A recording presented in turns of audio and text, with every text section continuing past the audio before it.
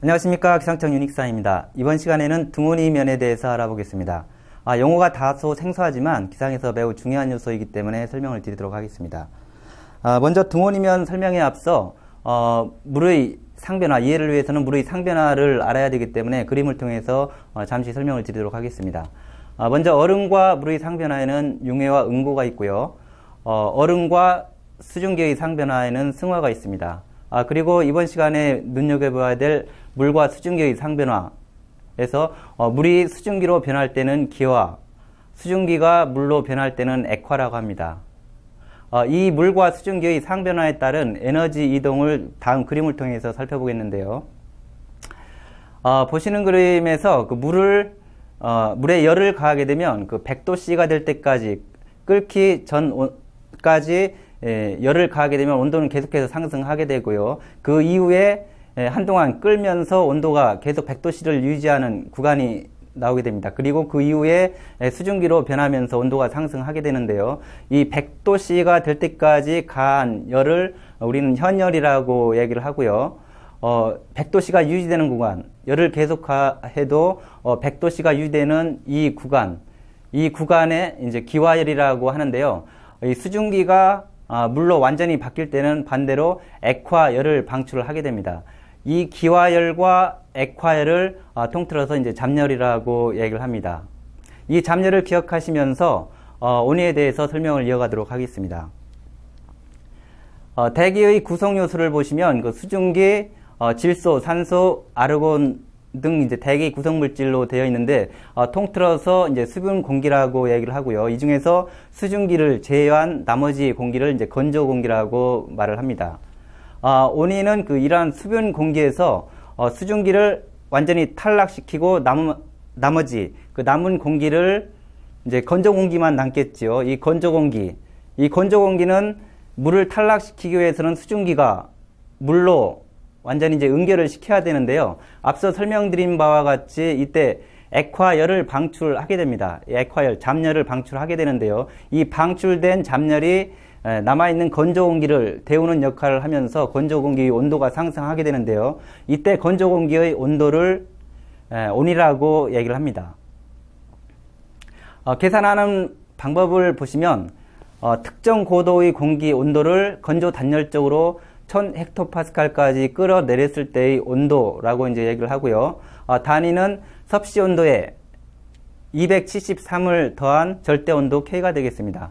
여기서 건조 단열적이라는 얘기는 건조 공기의 에너지 출입이 없는 상태에서 100m당 100m 하강할 때 1도 상승하는 공기다라고 좀 이해하시면 되겠습니다. 등온이면을 분석하는 이유에 대해서 살펴보면 예를 들어서 그 위치가 다른 두 공기계가 있을 때 직접 비교가 어렵기 때문에 같은 조건을 조성해서 이때 온유 개념을 도입하고 이제 계산을 해서 두 공기 덩어리를 이제 비교하기 위함인데요.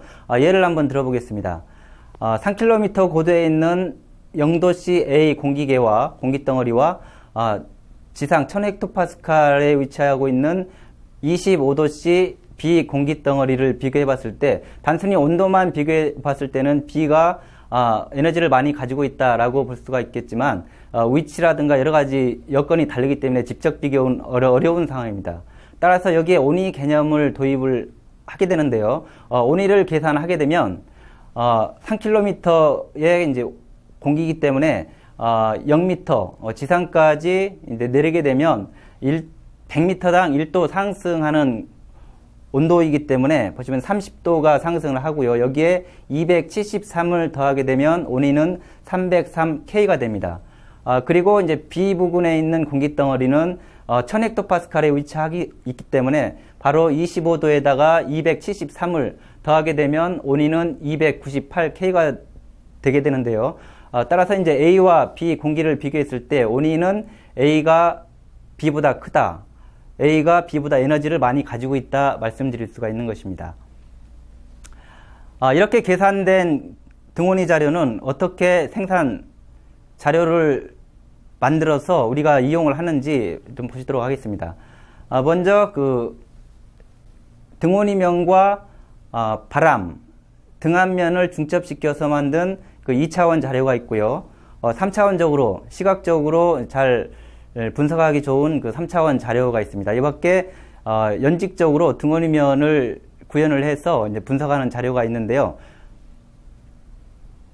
그 활용과 해석에 대해서 보시면 이 등원이면은 기류의 상승과 하강을 판단하는 그런 자료다라고 보시면 되고, 기류 흐름을 통해서 황사의 유입 예상 자료로 활용되기도 한다라고 볼 수가 있는데요. 보시면은 밑에 그 2차원적인 등원이와 바람, 등압면을 중첩시킨 자료에서 보시면 이 바람 방향을 보시면 등압면을 가로지르고 있고요. 이 등압면이 높은 등압에서 기압에서 낮은 기압으로, 즉 낮은 지역에서 높은 고도로 바람이 가로질러 올라가고 있기 때문에 이 빨간색 부분을 그 상승 기류라고 좀 얘기할 수 있는 거고요. 반대로 밑에 부분은 하강 기류라고 이제 분석을 할 수가 있는 것입니다. 다음은 그 3차원적으로 이제 분석한 자료인데요.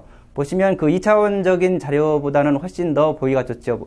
기류가 내려오고 올라가는 그런 기류, 그래서 상승과 하강 지역을 쉽게 육안으로 이제 구별할 수 있는 그런 자료로서 많이 이제 활용이 되고 있습니다.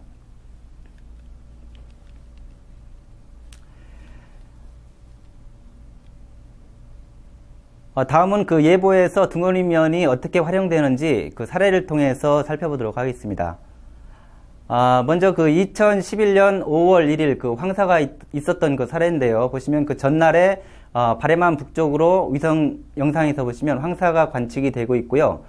등원이면 자료를 보시면 우리나라 남부지방 쪽으로 등압면을 가로질러서 올라가는 그 상승력이 분포를 하고 있고, 북한 지방과 서해상으로 하강력이 분포를 하면서 내일 5월 1일에는 황사가 있을 거다라는 것을 지금 예상해 볼 수가 있는 상황이었는데요.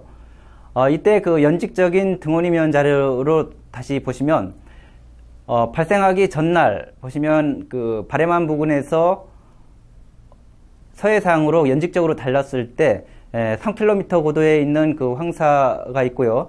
등원이면이 서해상으로 이동을 하면서 점차 그 하강하는 추세를 보이고 있는데, 그 당일날 5월 1일 그 새벽에 등원이면 그 예상자를 보시면 서해상에서 급격히 등원이면이 하강하는 것을 지금 예상을 하고 있어서 이 황사가 서해안을 중심으로 직접적인 영향을 줄 것이다 라고 이제 예상을 해볼 수가 있었습니다. 이때 실제 그 실황을 보시면 5월 1일 새벽에 PM10 농도가 급격히 상승하면서 서해안 지방을 중심으로 짙은 황사가 좀 있었던 사례가 되겠습니다. 지금까지 그 등원이면에 대해서 살펴보았는데, 그 요약을 해보면 등원이면은 바람과 기압을 중첩함으로써 기류의 흐름, 그 다음에 상승 하강을 분석하고 이 분석된 자료를 통해서 기압골 발단 정도를 분석을 해서 위험기상 예보에 활용한다라고 이제 말씀을 드릴 수가 있겠고, 이 등원이면 분석의 핵심은 기류의 상승과 하강, 흐름 분석을 한다라고 이제 이해를 하시면 되겠습니다. 지금까지 등원이면에 대해서 살펴봤는데요. 내용이 좀 어려웠을 거라고 이제 생각이 드는데, 그 마지막 핵심 부분만 잘 기억해 주시면 좋겠습니다. 이상으로 이번 차시 학습을 마치도록 하겠습니다. 감사합니다.